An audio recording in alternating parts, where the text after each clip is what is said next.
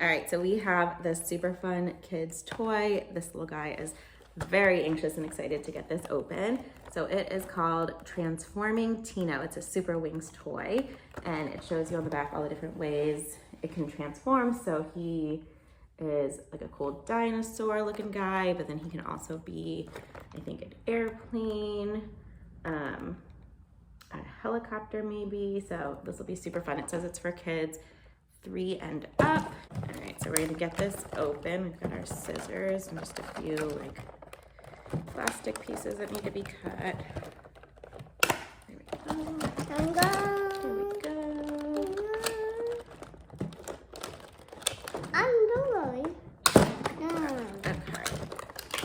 So take this off the top. Let's you open.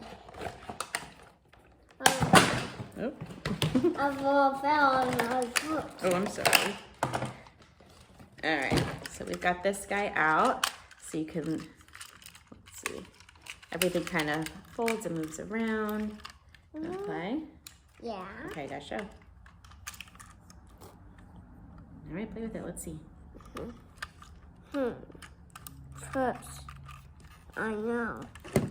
Half. Do you want me to show you how to do it? Oh, let's see. Can he fly?